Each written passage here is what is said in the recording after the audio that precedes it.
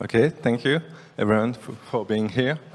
So today I'm going to talk about reversing and analysis of an Ethereum smart contract compiled with WebAssembly. So there is not a lot of them. And typically, the ones that you can find is the one on the Parity network on Kovan. And I think that's the only Ethereum-based network with WebAssembly already available and already working.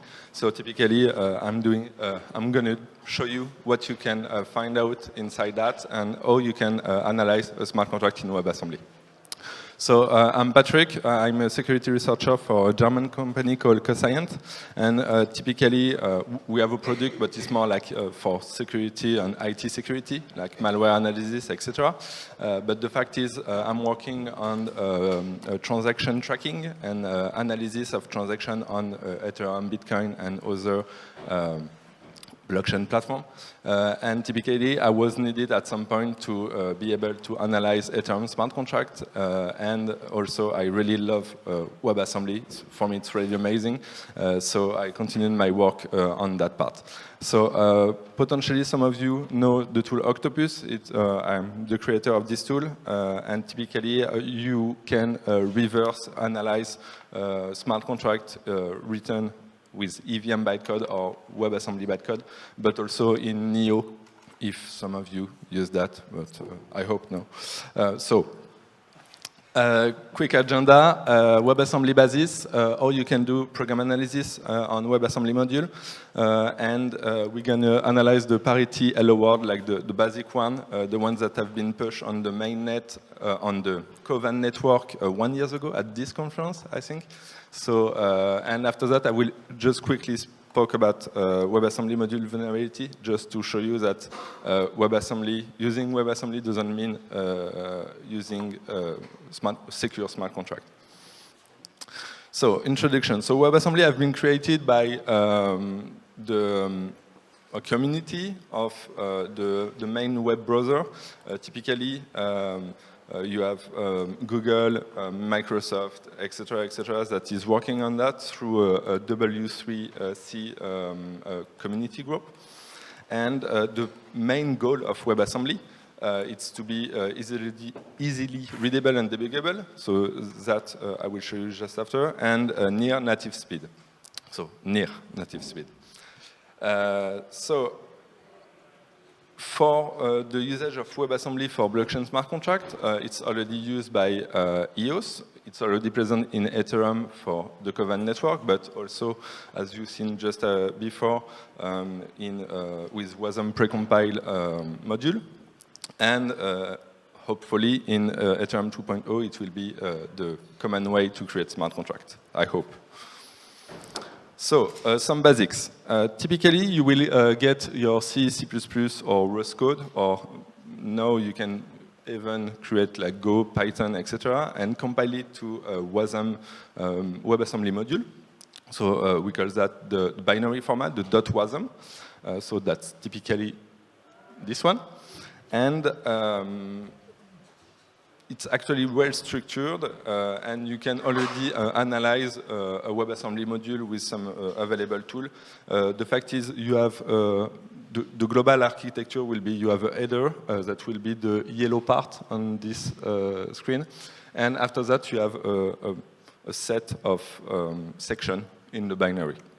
You can have 11 different sections, but you have also the custom section, means that you can put whatever you want on it. As I told you, it's intended to be easily debuggable and readable, and that's why directly on the spec you have the text format version. So that's the typical conversion between the binary format and the text format. So it's a lot more readable than directly the binary, of course. And based on that, you can do an analysis, but it will not be enough. So typically, in this text format, you will find the exact same correlation between the binary format and the text format. So you will get information about the header, so typically in this case, it's not the header, it's different section on the binary. So you have the definition of the exported function there, and after that you get the complete body of the function, so the code, the assembly code. And you can use this tool to translate from the binary to the text format and the other way. In terms of instruction set, it's pretty reduced. There is 1,072 instructions, but the fact is a lot of them are just redundant. It's just specific to the data format. So for example, you will get some arithmetic operation,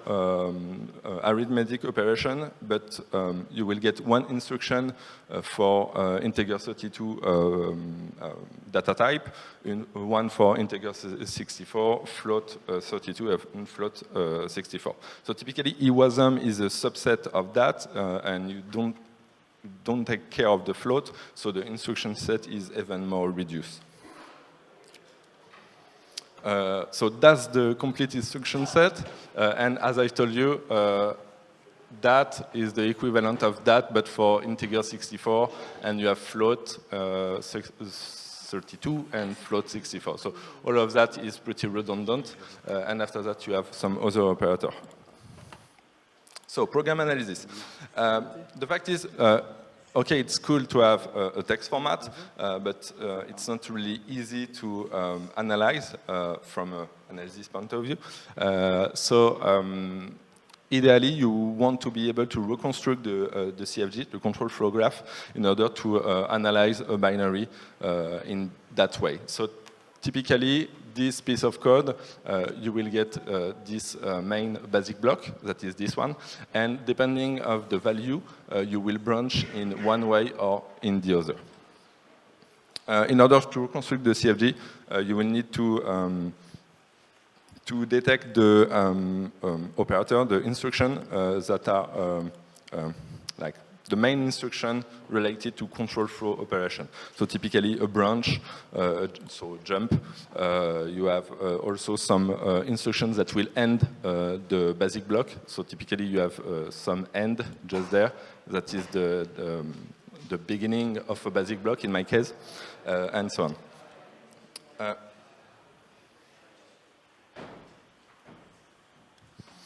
Another really interesting way to analyze a WebAssembly module is to have a visualization of the call flow graph. That is something a bit complicated if you already have analyzed EVM bytecode, but it's something really easy to do on WASM, and that's really cool for that part. For example, this one is, I think it's the ERC20 in WebAssembly. By parity.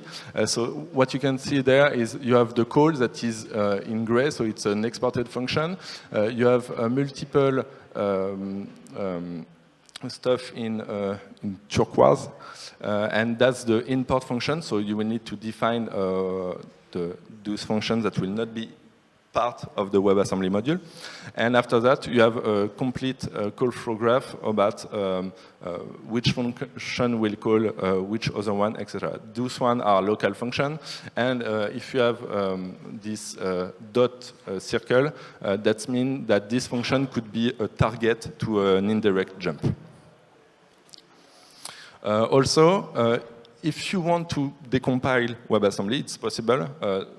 Don't guarantee the result using WASM2C, but you can have a visibility of your WebAssembly module in C, so that can make sense in order to, for example, if you have cryptographic function, you can decompile what your WebAssembly module do, take this function and try to run it locally, natively, and find if the result is the same that what you think. So let's start with the parity WASM Hello World.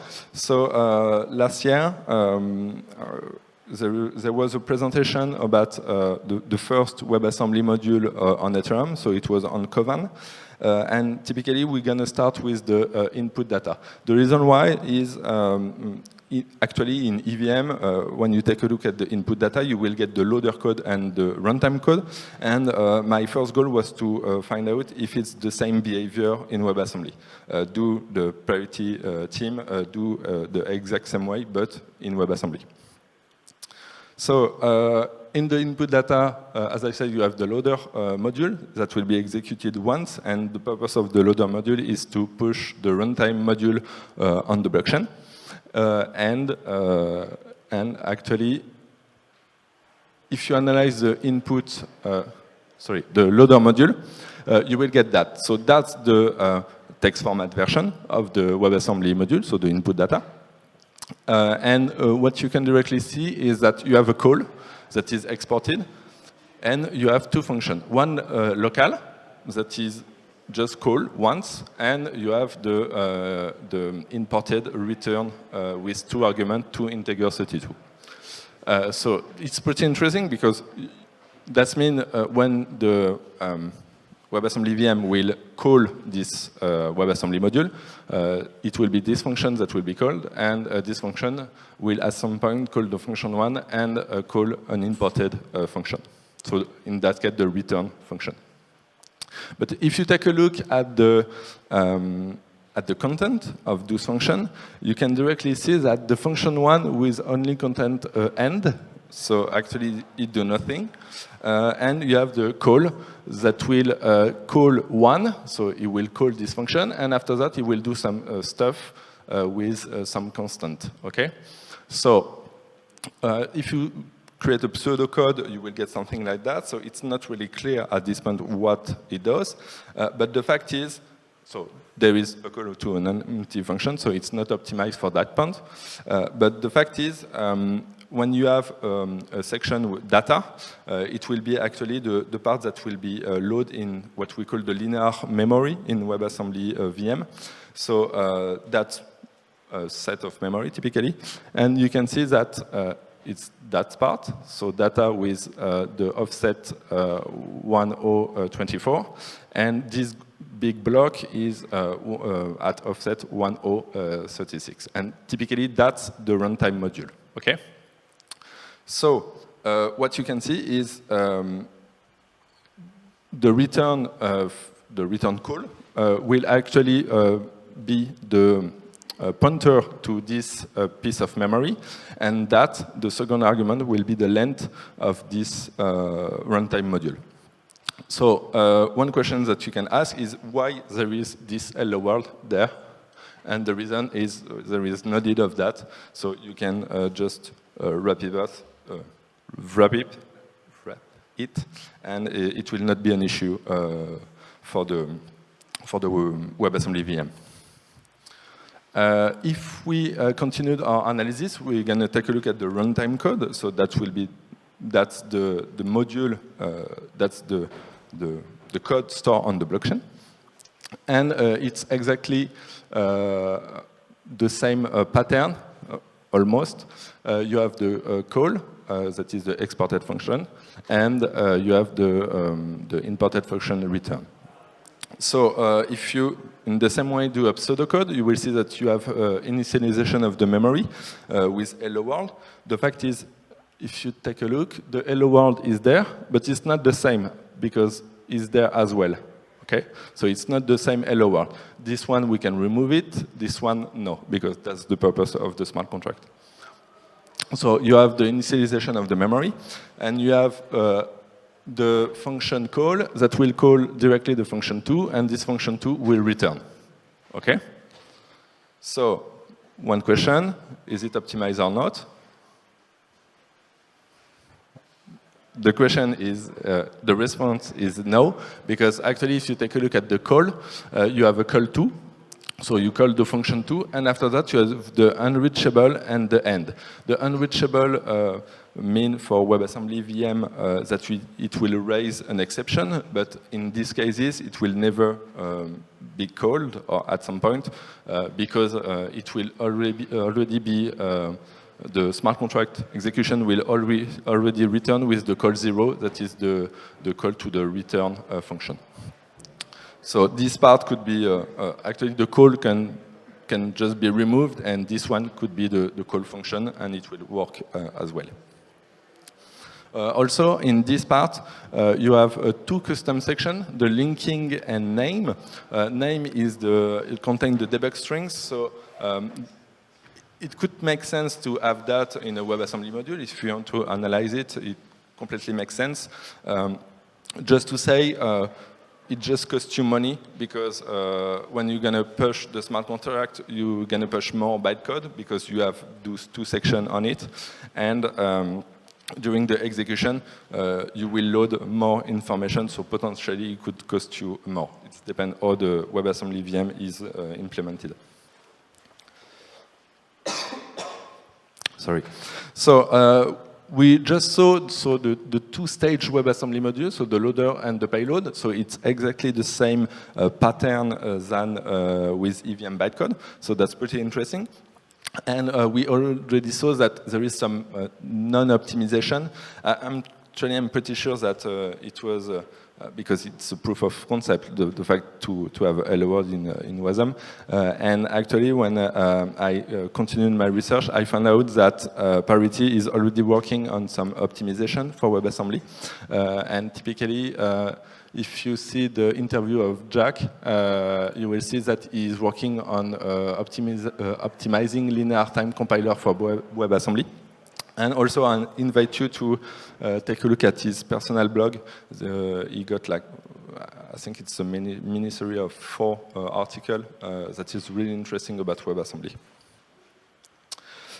Just to speak quickly, I don't know if I'm out of time, about WebAssembly module vulnerability. Just to say, there is already some research on that, and I'm working on that personally. You can find some old class of vulnerability on WebAssembly module. The impact will potentially be not the same, because the WebAssembly VM, because it's a VM, will raise an exception, but it could be a disaster in some cases, like recursive call and stuff like that. And you can take a look at these two links. And there is also some advanced vulnerability, like use after free and time and talk to vulnerability that can be really a disaster apply on a blockchain. And just a quick example. If you go to WebAssembly Studio, it's an IDE for WebAssembly. I just write a tiny piece of code in Rust, and it contains an integer overflow. And what you can see is that the result is actually it's not raising any exception, and the fact is it should, because it's Rust, but whatever. It's a runtime integer overflow, and you can see that actually the value have overflow. So it's still possible to do that even in WebAssembly. Quick conclusion. I think WebAssembly and actually EWASM and WebAssembly with Ethereum is really a good match. It could be really a benefit for WebAssembly, even more for security researchers like me that are a bit fed up by EVM bytecode. And it will also make analysis for us a lot more easier.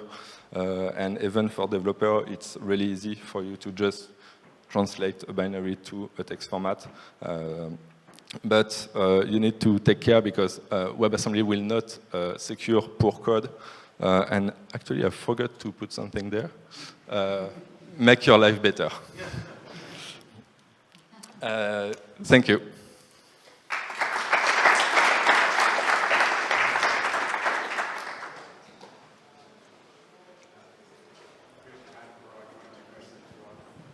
If you have some question, we have time for 1 or 2.